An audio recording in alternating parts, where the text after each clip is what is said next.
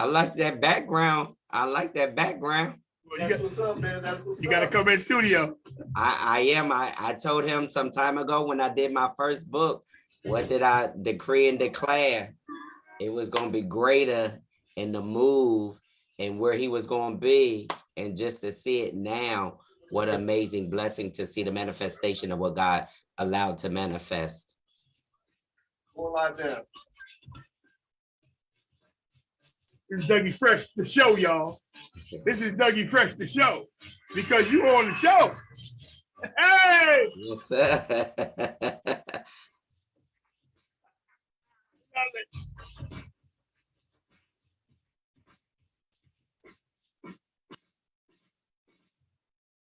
Hey.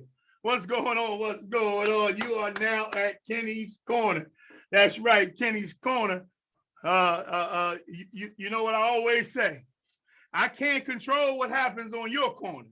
I can't control what happens on the corners of Detroit, Philadelphia, or Washington, but I can always control what happens right here on Kenny's Corner. I always like to qualify myself. You know, I'm a former professional comedian on BET Comic View. I'm a youth counselor, behavioral health specialist, and I am a licensed minister of the gospel, which I get my biggest joy.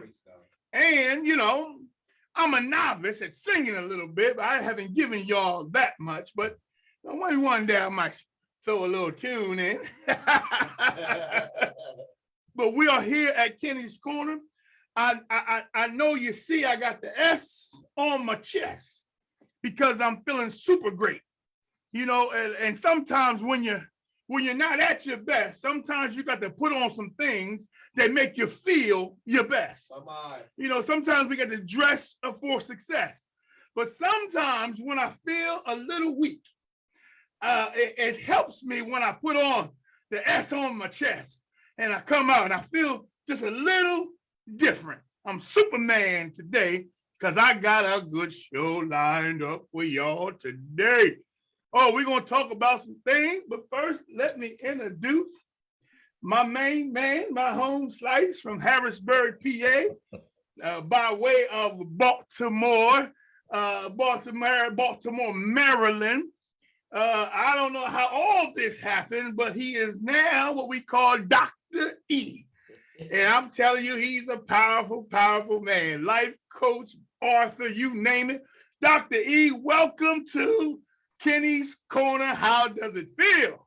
Oh man, K-Rob, my big bro, man, Uptown for life, 717, you know, 6th Street, you know, all the way, man.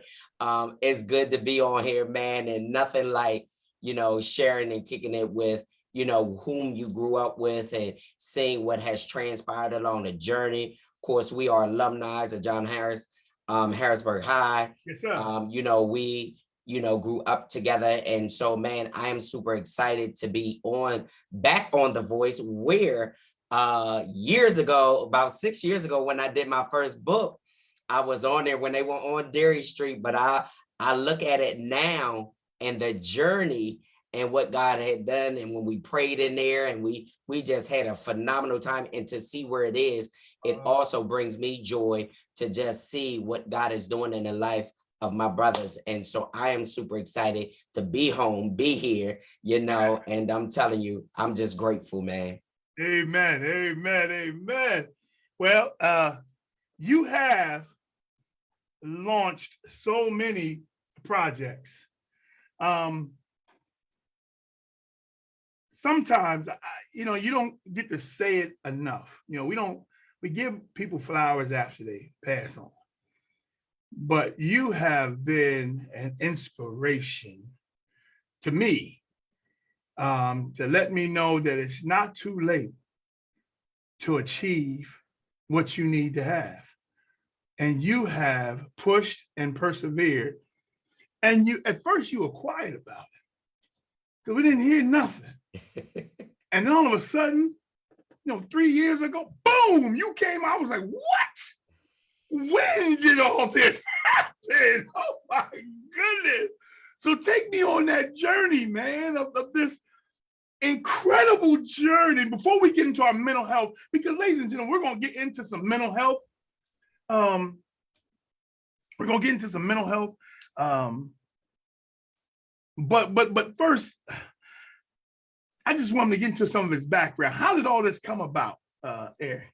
Man, wow, K-Rob. And y'all, if y'all have never heard him in full force of his comedian, listen, this is my big brother, y'all. We grew up, and man, our families, it takes me back because we knew about being family, neighborhoods, community, and this is how we grew up.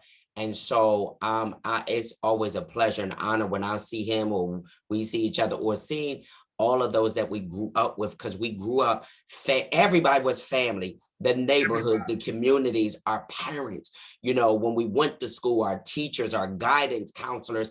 And so, you know, and this also stems from even our upbringing. And even though what God is doing now, we've always went to church, but the relationship we have now. And so it was already instilled in us. And so even from our guidance counselors, our teachers, they encouraged us. They would always say, like, even at our last class reunion, Miss Carey's like, I knew you was going to make it, and you're still hustling now. Because I saw all these books at the class reunion. She said, and then you're going to sell me one. I'm the keynote speaker. I said, listen, nobody's exempt, right? And so, but the journey of it, of seeing what God is doing, and so many times, K-Rob, we have to wait. The timing and season of God is so critical, crucial, and key. Like, I've always been, you know, one just would inspire, encourage from the time I was like in like first grade, you know, coming up when my mom was selling Converse All-Stars and we was rocking them, and, you know, being able to share even with school, and, you know, because we had that, you know, going to Still School, going to Camp Curtin, going to Melrose, going to Harrisburg High, you know, and so all of that was instilled in us. And so when God shifts us, and as we go through life in our journey, you know, the thing about it is that it's amazing how God does what he does, because his hand has already been on us. Yes, you know, yes. His hand was on us, the favor of God. And though we may have taken different paths, but because it was instilled in us, and because his hand is on us, because his favor and his grace, that's why we are shifted where we are now. And so others can see that the inspiration, or to see the transformation of what God has done, and that we can go back and share with them. We look at them, but everybody's journey is different. And so on this journey, when I began even here, moving here 28 years ago, wow, and starting a career at Johns Hopkins, where this year is 25 years, July is 25 years, and then going to the greatest church, y'all, on this side of Jordan, the Bethel Temple Church. I love my church, my pastor and first lady, and even our former pastor, the late Apostle Evans. But the journey, and then not only that, then coming into writing, which I wasn't going to write a book. I was just asking God to bless me with a project to be a blessing to Kingdom, to my ministry, and to my pastor and first lady. And this is when this whole book came about. And so that journey started, you know, me as an author, you know, and then I went back to school, and then I went to our school, was a satellite school for North Carolina College of Theology. So I was in school for 5 years and earned my doctorate in Christian education. And so, you know, from there, the education just continued. And then, you know, to be a certified life coach, certified behavioral health and mental health coach. But I look at how God has journeyed me with this writing, is that now that writing 2 books, co-authored 4, and then get ready to release another one, and they're all bestsellers, and it's to God be the glory. I tell people there's a difference when people are conceited or they have an ego, but when you're giving him all the glory, and you can brag on the God, because it's a song I play every day by Jordan Armstrong. Let me take a few moments and brag on my God. It is bragging on the God. And sometimes people will make you feel that you need to downplay your blessings, your favor. I was like, no, you wasn't there in the midnight hour with tears, or the struggle, or the, you know, what you had to journey through to get to where you are, yet to get to where you're going. And so I wrote a chapter in a book called Don't Apologize for Being Favored. You know, you don't have to apologize. our journey. Now, anybody knows me, I threw the baddest parties. Listen, y'all, and we can't forget, our journey, but it helped me to who I am, because even in that, I always wanted to make sure we came together. People had a nice time. And see, nowadays it's different. I threw all these parties and we had a good time. Very seldom did people have fights, every now and then, but yet and still you shook it off and you kept on, you was like, and nothing ever happened. But let me ask you this question. When we talk about how to reach people or how to talk to people that is going through some type of mental health issue, how do you relate to them if they're unchurched and not really trying to hear about God, but they do need the help? What do you say to those people? Because we got people on this line that could help to talk to other people. We have a wide network, and everybody's not right there. But how do we, across the board, help someone? One of the things is you got to have wisdom. And we know that the scripture say he who winneth souls is wise. But you also have to have prayer and asking God the wisdom of it and how to. But our life is a testimony. And so a lot of times when we come together, or when I come back to the Burg, or, our class reunions, anybody knows I stay in contact with my whole class of 86. For those that may have transitioned, and I stay in touch with their families, but we stay in touch. We don't judge. We come together. Like, they're like, yo, Dr. E, like, I had one of them call me and say, you already know, man, I got my E and J. But if they need prayer, if they need something, they will call, because we've built solid relationships and we built the trust. And I don't judge them. Our journey is different. Our process is different. And then what I'll do is I was like, you remember all them parties and them seniors skipped it? I'll shift something right in. And so now when they look at me now, they see the transformation. They see the glory. They got to see the glory of God. They see the transformation. You know what I mean? But I never try to judge them where they are, because the process is different, the journey. But me being not only a licensed behavior, a certified behavioral health coach, a mental health coach, and a certified life coach, I've learned, first of all, you have to hear them. And sometimes you got to let people speak and get it out. You hear them. And then once you hear them, you hear their heart, you hear where they are, and then you can help them where they need to go. And then not only that, K-Rob, you got to be able to shift them into the right referral source that they need. So would it be safe to say that people do more talking than they do listening? Because I'm a firm believer that the biggest thing about communication is actually listening to what people say, because you cannot effectively communicate if you're doing all the talking and you're not listening to their issue. And so when you start talking about relationship, coming back to Harrisburg, reminding people sometimes of even how we were, and let them see the transformation of our own life. And that is such a powerful thing. And it's always easier for people that I know, because they can see where I came from. But for the person who doesn't know me, because when I worked in the hospital setting, we couldn't interject God to the patients.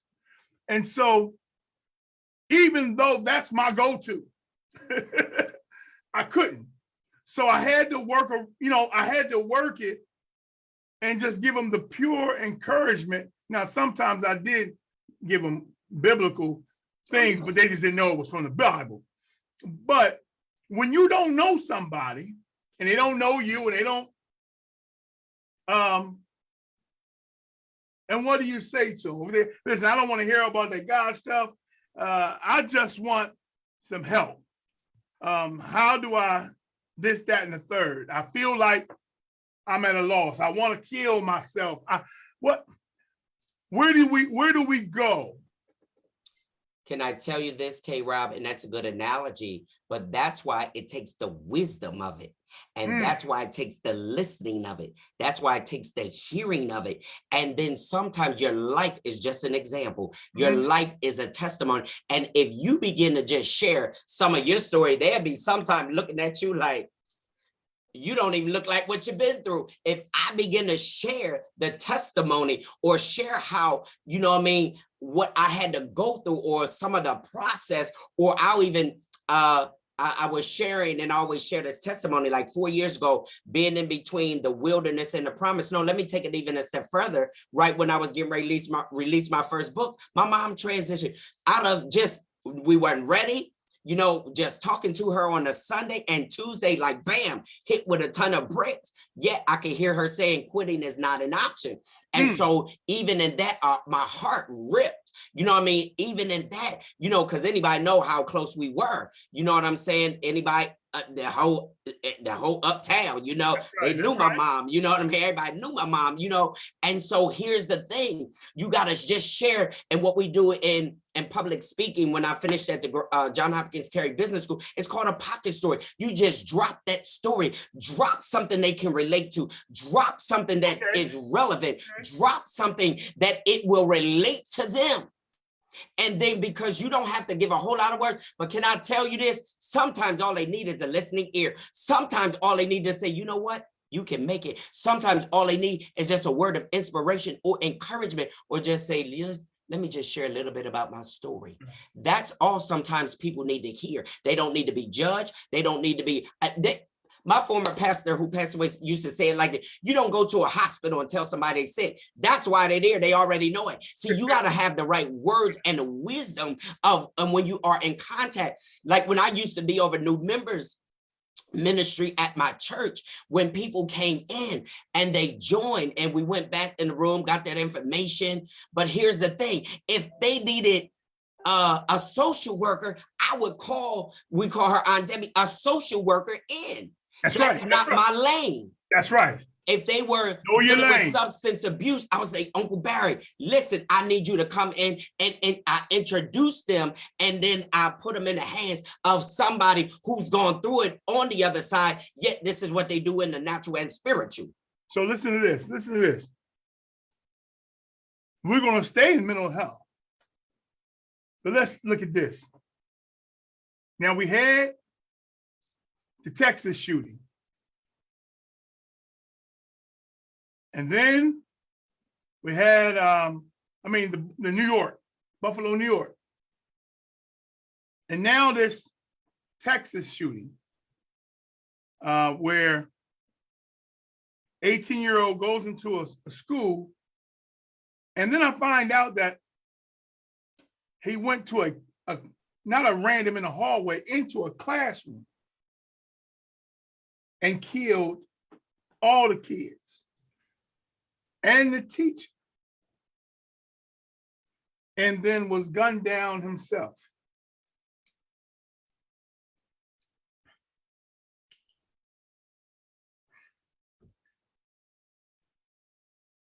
When I hear the mental health card being pulled, I don't know if it's always legit, because I don't want to judge that. You understand? I get it. I don't want to judge it, but it's not always. One said, well, the reason why, because they justify this, is that he was bullied in school. Now, I know people who bullied in school and then they retaliate in a certain way, and some of it does cause somebody to shoot. But how do you justify, because I was bullied when I was in school, to go to a 4th grade classroom and kill everybody in the room? That had nothing to do with it. that had nothing to do with mental health.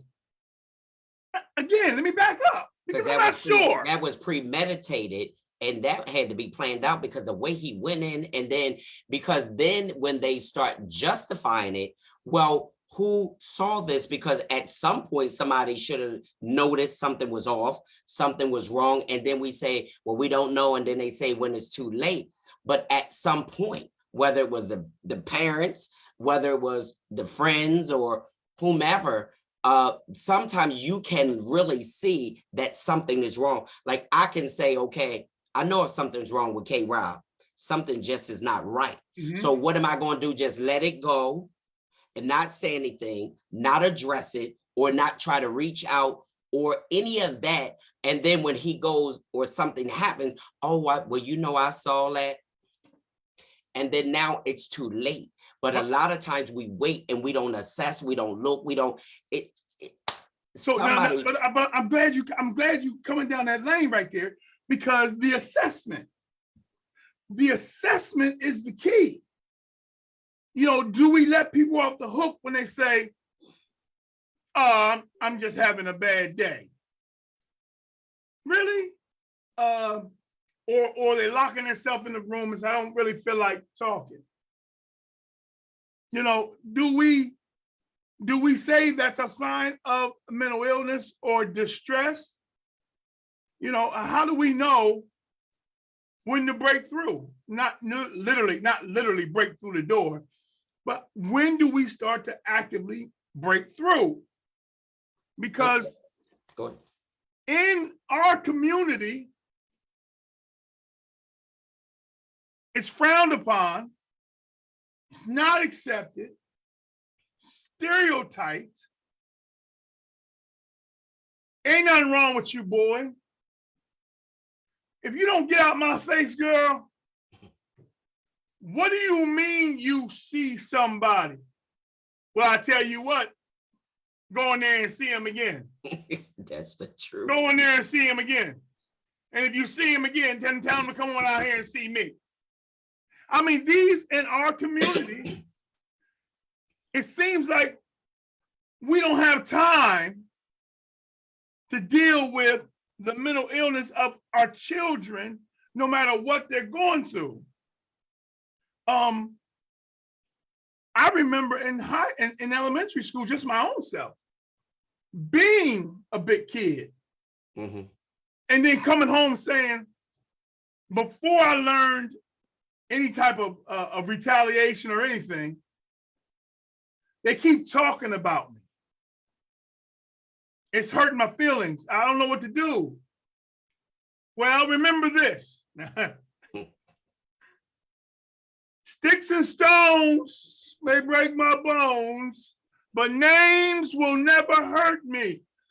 That is the biggest lie anybody has ever seen. Yes, indeed. Because sticks and stones, that pain is temporary. Yeah. But when somebody talks about you to the core, it stays with you a lifetime. And we need to wake up and stop giving that kind of advice to our children.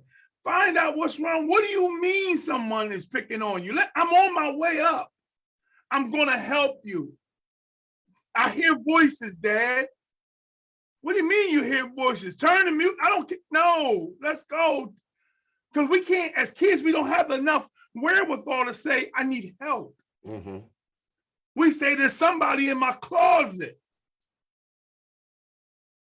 Boy, if you don't go in that room and get your tail in that bed, you understand.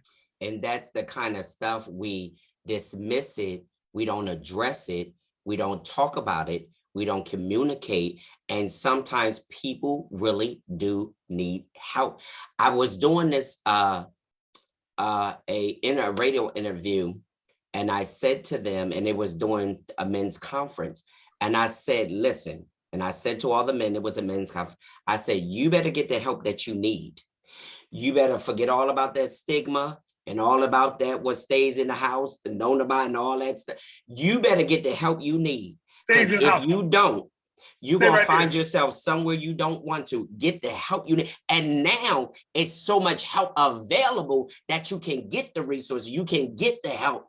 And even sometimes when people are dismissing, sometimes you're not hearing it, or you got to hear the root of the problem. You can see the behavioral changes. You can know that there is a problem. But yet and still, you've got to talk about it. You've got to address it. You cannot just keep, as they say in the church, sweeping this stuff under the rug. This is why it becomes a problem. This is why people become suicidal. This is why people have breakdown. This is why people do a lot of the stuff that they do, because one, nobody hears them. Nobody's trying to help. Nobody's trying to address it. Nobody's talking about it. And then, they just dismiss it as it is. No, you cannot. How about this, y'all? This is a hot topic right now. So this is Mental Health Month, but we all know mental health is all times. It's almost like when we say Black History Month. Black history is history. You can't have no other history without Black history. I'm sorry, they go hand in hand. 717, call in, 717-889-7181. Address these questions to Dr. E. Address them to me, but I'm telling you, it is important. If you got questions, call in 717-889-7181. We would love to hear from you. Rosie Colbert said, amen, praise God, getting the help and receiving the process. Cornell said it's just pure evil, demonic, and is an age-old battle between good and evil. He's talking about the shooting, right? Sometimes it's just evil. Absolutely. Sometimes it's just spiritual warfare playing itself out in real time, and so we have to quit giving these passes all the time for people with mental abuse or whatever, because the guy in New York said, hey, I'm suffering for something, and they arrested him peacefully. But this guy was a Spanish guy.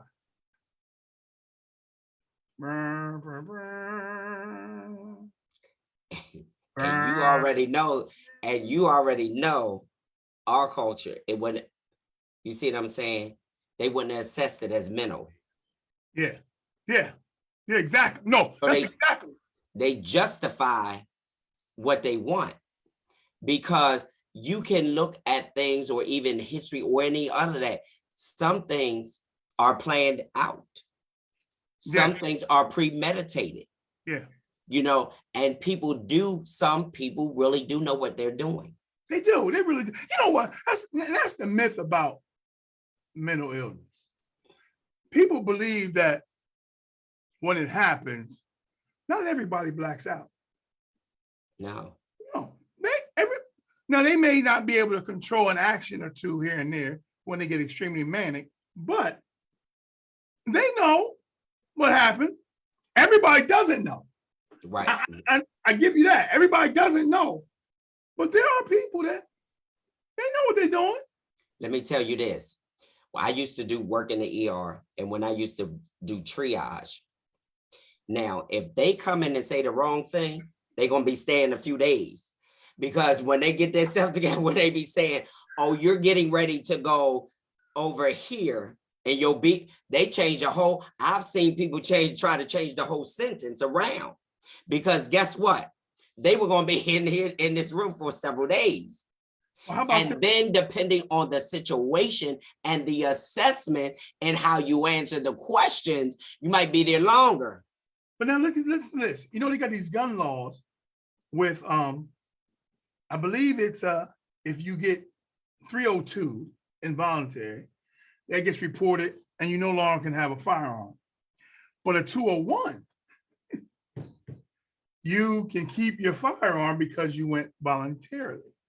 So now you can be off a little bit, but have enough sense to say, I want to go on a 201 because I don't want them to get rid of my guns.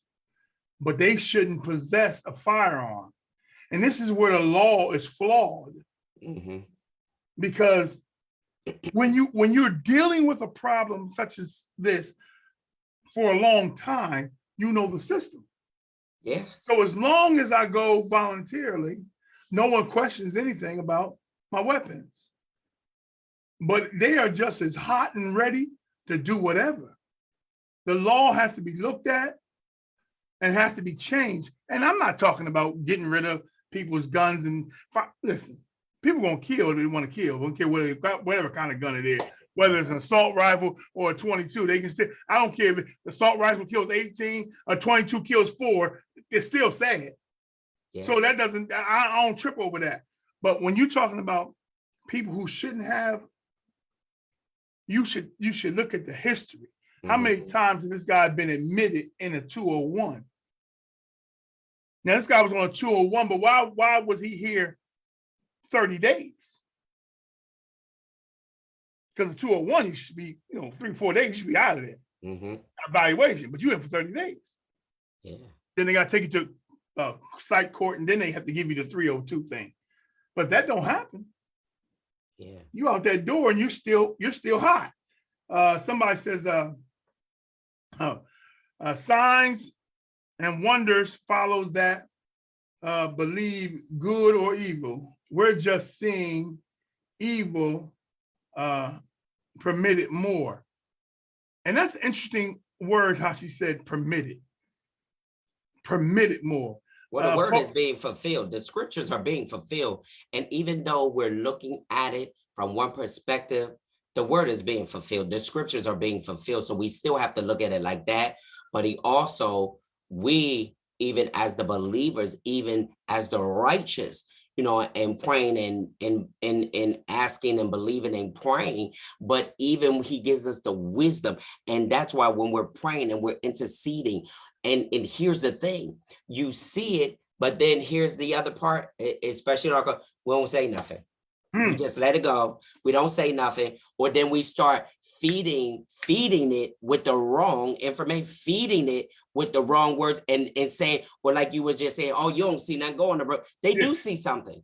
And so now they grow up. They keep seeing, then they see more and everything else, because you have not addressed it. You have not dealt with it. And that's on any level. If you don't deal with a chapter that's not been closed, if you have not dealt with something, or from a child and you get into your adulthood and you have not dealt or brought any closure to it, you're going to deal with it in your adulthood. Well, Paulette Smith spoke to your point. It says a lot of times our children don't get the help they need because what goes on in the house stays in the house. In our culture, what is the secret?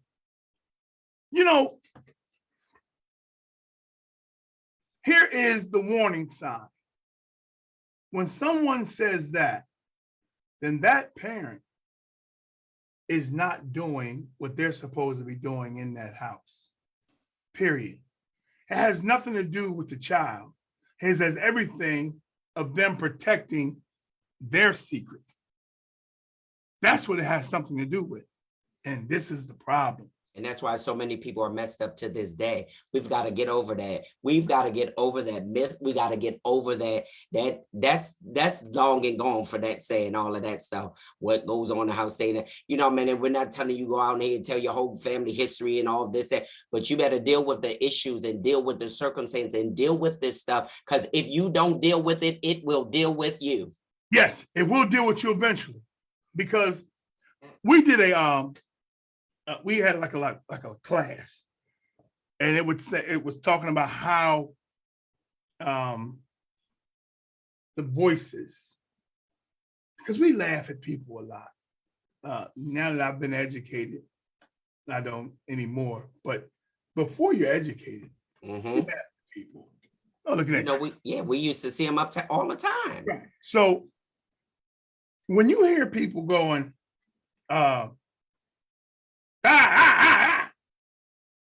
they're really trying to drown out the voices in their head.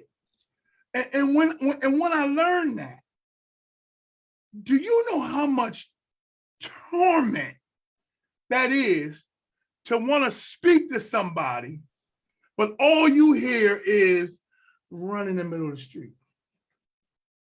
I don't know why you're talking to him. He don't love you. He don't know you. You'd be better off dead. These are real conversations. They are real. They are real. Real conversations.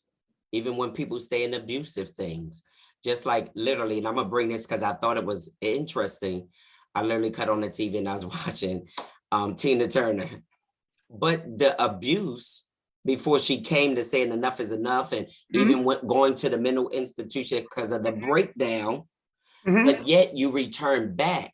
But it wasn't until enough was enough. You know what I'm saying? And Yes. sometimes, you know, when you come to understanding and you come to the realization, you know, like her friend would always say, if you don't leave, you're going to be dead. You know what I'm saying? And Right. so it had to really register, though she was sharing that with her and hearing her. And then that one scene where she just let her cry on her. Yeah. She needed that release. She needed that outlet. She had, and wait, here's the thing. She was in a safe place and in a safe environment. Everybody don't feel in a safe place or safe environment. That's why I tell people, when you build solid relationship, when you build trust, that somebody needs to share information with you. And then we, on the other hand, we gotta, as making sure that this information stays where it is supposed to stay. So Paulette says, because parents believe whatever their children is dealing with or whatever's wrong with your child is oh boy. She said, is a reflection of you or something you did. So to hide and keep their character intact instead of putting their child's needs first. Paulette, you hit That's powerful. On the nail on the head, whatever you want to say, that is exactly what the parent starts taking it personal. That is something I did or something I didn't do. Help is help. It doesn't always have to be centered around you. Listen, please call in 717-889-7181. That is 889-7181. Oh, Paulette, that was powerful. That was so powerful. It is, because, you know, our parents say, you gonna have children, they're gonna be just like the way you did me. You know, they would say all that. But the truth of the matter is, you see it and you be like, oh my God, that's just like what you see it. But if we're not careful, we perpetuate the system. Yeah. If our kids tell us something, we only regurgitate what our parents told us. Oh, now, you know, when we're talking about mental illness, so Dee said, it is also the schools, parents, children cry out for help. And instead of helping them, schools want to, she said, want to blame the parents. Yeah. And then put them on medicine. They ADHD and all of this medicine and all of this. No, like when we were coming up, they gave us medicine, all right. Yeah. Yeah, right. Yeah. You were disciplined, Yes. you know, and we are who we are today. But they nowadays, and then it also, depending on where they raised, the household, they'll go along with it, because then now it becomes a check. Whoa, whoa. Boom, boom. I work in this field of stuff, so I'm telling you. Uptown has just threw a right hook. So even if we know our kid has a problem, it's about that money. Cornell said, if you don't deal with our children now, we will have to deal with them as an adult. So true. But let's talk about this money thing. I literally know a family. Well, all of them kids are on SSI. How is this possible? But you know what? The government don't mind that.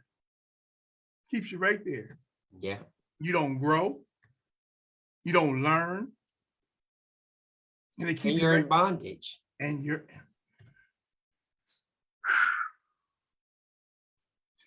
Rosie Colbert said my grandfather was diagnosed with schizophrenic from World War II. He was in the ship on Pearl Harbor. Well, you know what? We had a hard time relating as children, but learned to relate when he had episodes. That's right. And See, that's and that's because real. something like that That's real. traumatic, because here's the other thing, K-Rob, you don't deal with the traumatic of what they have experienced. And so those traumatic experiences can traumatize you, can cause you to your mind, and then you begin to think about it, or we'll just use that as an illustration. Or if you think of a child that was molested and then they grow up and then it takes them back and it has not been dealt with, or there's no closure, or they have not come in or talked about it or shared it. And then now every time it takes them back to something that happened, or, you know, the people that are in the war, or they come back and they have not gotten the necessary help or talked about it or got a therapist. And so now every time they're hearing, or when they sleep, they might hear gunshots, or they might hear that there will, and it triggers something. And so now the post-traumatic and traumatic experience that they dealt with. So you got to deal with all that post-traumatic, all of that you got to do. You know, I had to study all this stuff. And so now, and if they don't get the help or to be able to talk with somebody, and then here's the other myth we got to stop saying. Listen, you know, they ain't just crazy because they got to go see a psychiatrist or go get some help or get a mentor or a counselor. You got to get the help you need, because if you hold all this in and don't release it, it's going to destroy you. It's going to blow up. It's almost like, Cornell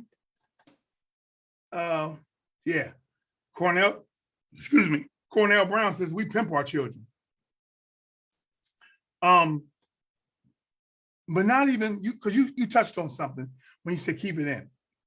Not only mental health, but when we allow people, when you as a person keep stuff in you, because we all have been guilty of that. Yes. Especially men. I'm good. I'm strong. And you're not. I'm supposed to take whatever is being dished out to me. My shoulders are big enough. I've never been afraid of nobody, and I'm not going to be afraid of these feelings that are in me. I can handle it. And that is the moment the weight starts to get heavy. Yeah. That's the moment. So, yes, people don't deal with it. Lee Hodge says society tells men to suck it up.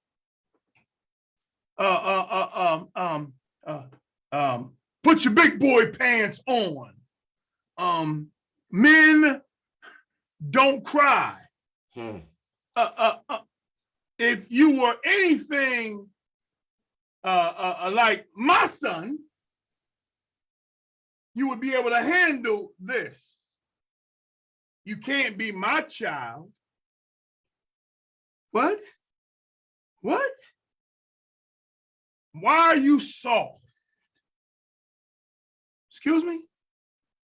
These are the things that tears men up. And that's damaging. And that's the damaging part of it, because when it gets down to the core of it, that's why when you don't deal with stuff at the root of it, it will always grow back. And so the thing about it is that those are myths. Those are stuff that cause people to have breakdowns. Those are cause things that have mental problems. They cause people to, you know, go out here and do stuff that they probably normally wouldn't do. And not on it is because all of this negativity that they fed to them, all of this stuff that they said to them, that now when they don't have nobody they feel they can trust to talk about it, so they hold it in. And so now they're being destroyed. They're being damaged, their mind, their spirit. And God knows once it gets to the spirit of it, now that's something totally from the heart, the mind, the spirit. And so now you're dealing with this. And that is because I have and I know I'm not trying to jump the gun, but I have a new book coming out this summer called How to Handle Patience and Endurance. I said, because life, they say don't pray for patience, but can I tell you, life will teach you. Yeah. Life will teach you all of that. And so when they talk about don't cry and all that, life will make you cry. You get into certain situations and circumstances, or your back is against the wall and you crying out for help and you don't know, whether it's to feed your family or I'm telling you, Lee you may says, not even cry in front of people, but I guarantee you won't cry. Lee says we have to normalize reaching out for help.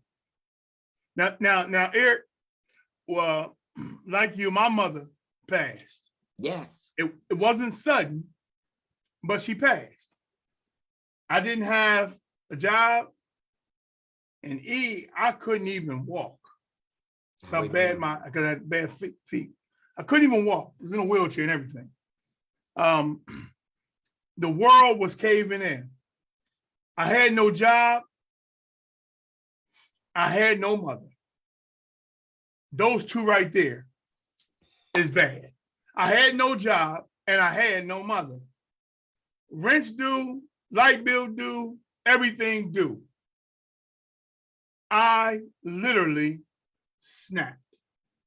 I pulled over on the side of the road and I had uncontrollable tears. I called my brother. My brother said, "Where are you at?" I said, "I'm on my way home. I'm trying to make it home." I said, "Just talk to me." He said, "I got to get off the phone." I said, he said, "I need to get off the phone, Kenny." I said, "I had some meetings. I got to go." So he hung the phone up. I finally get home, but my mind, I'm saying, even my brother doesn't want to deal with me. But what I didn't know is that my brother was rushing me off the phone so he could cancel every meeting he had to get to me. Now, this is what men need to do. When he got there, now this big old 390-pound man of me, my brother, who's smaller than me, grabbed me and he pulled me in. And he said, "Little brother, I ain't gonna let you fall." Let me tell you something, men. It is time to reach out, because there are men out here that's going to wrap their arms around you and tell you, we are not going to let you fall. It is time. Oh my goodness. And that's all you needed, was just that right there that took you to the place that you needed to get to. It caused you to understand somebody is caring, somebody does have compassion, somebody does love me, somebody is here for me. And just that mere fact, to know the love of your brother, that made it all the more difference that he came, yet you didn't think he was coming, or your mind, and that's how the enemy does. He's making you feel don't nobody care, don't nobody love you, but yet and still God already knew that he was about to shift him to do what he needed to do. And that's what you had. And that's why how God would allow, he already knew what you needed. And so now here it is. That's all you needed, was to hear those words of hope, hear those words of inspiration, hear that word of encouragement, but the love of your brother, the bond that y'all have, that strong man to help you right when you needed help. So when people say don't cry, let me tell you, you better get over those myths and all of that, because somebody does care. Somebody, listen, I grew up, I have 5 brothers, I know they had my back, and they wasn't gonna let nobody bother me. But yet and still, you know what I mean? You need somebody. Yes. Cornell said, and that's what you needed. Yes, my brother's keeper. We are each other's keeper. We are each other's keeper. And that's what you need. You need protection. Not physical protection. You need spiritual protection. You need physical protection, and somebody's gonna say, "Hey, I got you. I love you. I care for you." But to tell me that they're not gonna let me fall, let me tell you something. That's all you needed, Kay. That just hit my whole spirit, man. That's all you needed. I'm not going to let you fall.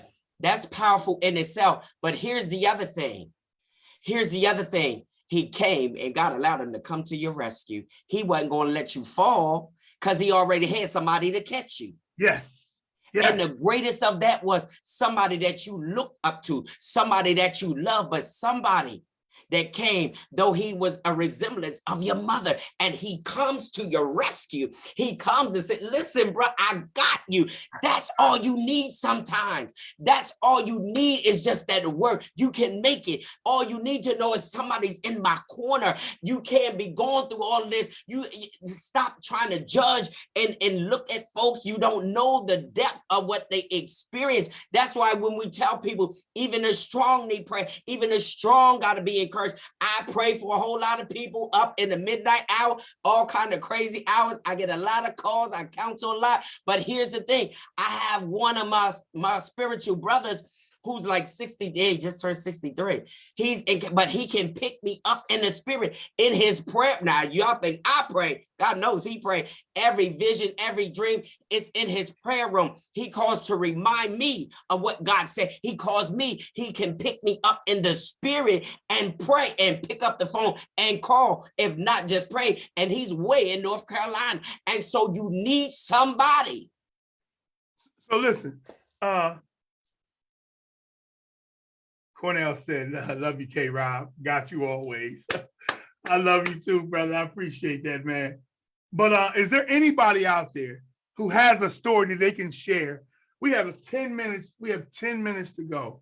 Is there anybody out there who has a story they can share with us that they would feel comfortable with of how it all happened and how it came back together for you? 889-7181. 889-7181. You know, it's always good for a brother to tell you that they got you. That's and genuinely with love and compassion, because you know, we all in our culture, we all got this other myth, you know, that everybody's all these craziness because you gotta be there to be strong for another brother. No, when it's genuine, when it's love and God sends your help, listen, he will do just that. Yes, yes, he will. Yes, he will. He, you know, God knows what we need. Love you, Lee. God knows what you need. Absolutely. But God works through people. God works through people. God has worked through my brother. God has worked through my sister. God has worked through you, Dr. E.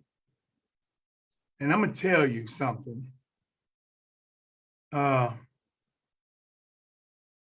You have a word that you use all the time, and that's purpose.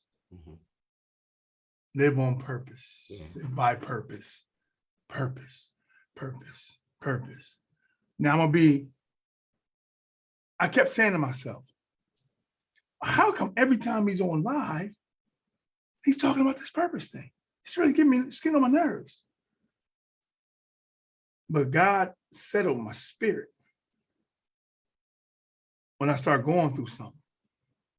And the first thing I heard was purpose, purpose, purpose. If you're going to serve me, purpose, intentional. You do it intentionally. Listen, you are a blessing to many. And together we will change the world. You understand that? Yes. Eddie Daniels says, yes, indeed, ego, pride, and greed, symptoms you see, anger and aggression all over the streets. You do. And some of it is just violence, but some of it is, I'm not even going to go all the way to mental diagnosis or anything like that. But there is something going on in that person's life that is unmanageable. Yeah. And when you let things go in your life that are unmanageable, it will turn into something else. For sure. For sure. And that's why you got to deal with it. That's why you got to face it. You got to deal with it. And that's why a lot of times when I say when there's no closure, I don't care if it's friendship, relationships, and school, what, when you don't deal with it, when you don't talk about it, when you don't bring closure to it. That's why people can get in their adulthood for something you might have thought about when you were 8, or didn't deal with something, or you can get, in your 50s and you didn't deal with it, or say, why this person didn't do this and all that, and you never brought closure, you never dealt with it. So now all this stuff is festering, and now you got all these different, thoughts and this, that, you got to deal with it, talk about it, and get the necessary help that you need.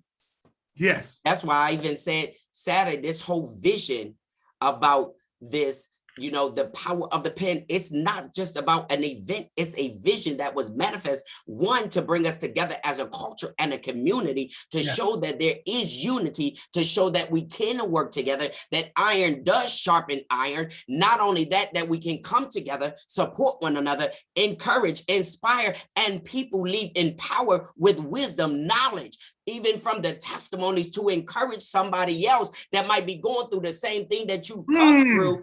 And you share with them how you come through it, how you dealt with it, and yet it gives them the hope that they can go through it. And so when they're coming Saturday, K-Rob, I told them this is not just an event. This is a vision that was manifested through praying for somebody else, because I didn't ask for an event. I was praying for a friend of ours where we 9 of us pray every Monday at 9 because they need a miracle. And so after that, I'm sitting here drenched in prayer, drenched in sweat, tears, believing God for the miracle. Then he gives me this vision. And you already know when he gives you the vision, all stuff start coming. But guess what? Just like I said to you, purpose, it is purpose behind it. And so living on purpose with purpose, guess what? When they're coming, it's for a far more greater purpose, because now he starts giving me the revelation of it. So you're going to live in power. You're going to be encouraged. You're going to have hope. If you want to be an entrepreneur, we're going to give you that. If you want to be an author, we're going to give you that. If you need help, I got somebody in coming to talk about information, knowledge, and all of that. Listen to this. Listen to this. Nellie Rose said, he said, through is a difference when the world says deal with it. She says, it's not with love, but when in love, we say deal with it, and I'm walking beside you. Powerful. That's the other piece. D says, hey, look, I was feeling down about myself. I felt like I would never see my youngest son again. I got a message and was scared to answer, but I did. And God blessed me with getting in contact with my son. And by the grace of God, I have him back, and we need each other. Listen, let me get this number out right here, first of all. To anyone out there who might be going through something, if there's anybody out there who feels like life is too hard, there is a suicide hotline number. If you need a time to get some paper, go get some paper. I'm gonna say the number, and if you didn't catch it, you can just come on and say, give it to me again. The number is 1-800-273-8255.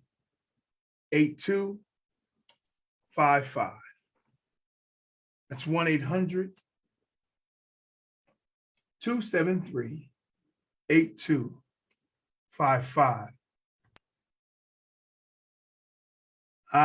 Mario says that is great, but people with mental issues as far as PSTD or PTSD, yes, things see things different as much as we pray and ask God.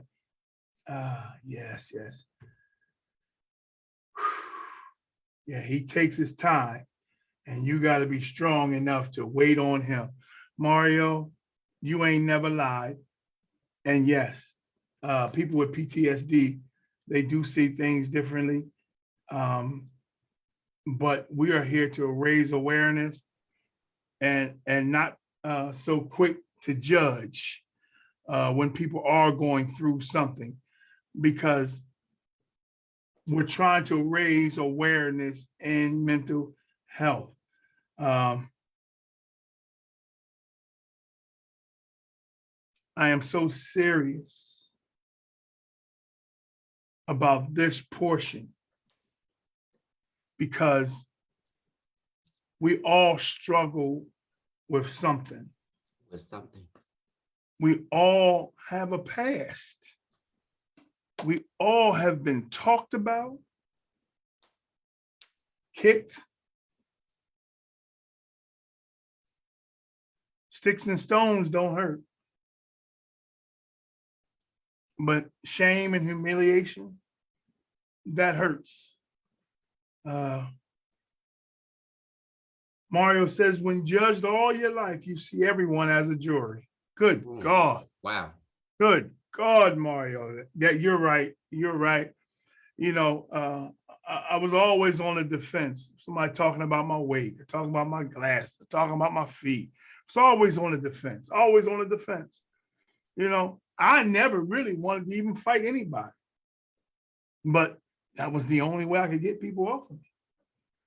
You know, I'm not proud of all the stuff I did, you know, but hey, man, when you ain't got nobody coming to you, when you ain't got nobody coming to your aid, you know, when I was in the 4th and 5th grade, my brother and sisters, my brother was in college. My sister was on her way to college. They was only a year apart. So it was just me. I had no brothers. I got a mom and dad at work. Who am I calling? Who am I calling? And guess what? I can't even call my friends because, oh, Kenny, they just playing with you. Yes. They don't even know how it hurts me. Yeah. Yeah. And that's damaging because, you know, they say words don't, but if you say the right words and you hit something and you damage someone and then you say it enough and they begin to believe it, that's why we tell people don't say just anything, especially now, don't say anything to these children. Don't say you're going to be dumb and you're going to be, you know, more and more you say that, those negative things, and you allow that seed to water and grow and you say it, it's going to produce something that you don't want. Well, ladies and gentlemen, I told you this was going to be a dynamite show. Anytime, Kenny Robinson and Dr. E get together, it's always a good time. It's always smiles. It's always laugh, but purpose. Yes. Purpose. Cornell said, this is my calling and my purpose. And like I said, as we close, I can't control what happens on your corner. I can't control what happens on the DC corners, the Baltimore corners, the New York corners. But I can always control what happens right here on Kenny's Corner.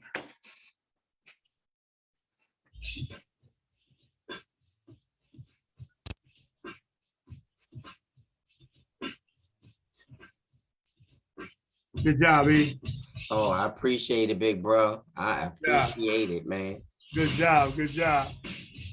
Definitely appreciate it. Woo! Powerful. People need to hear. And people are going through.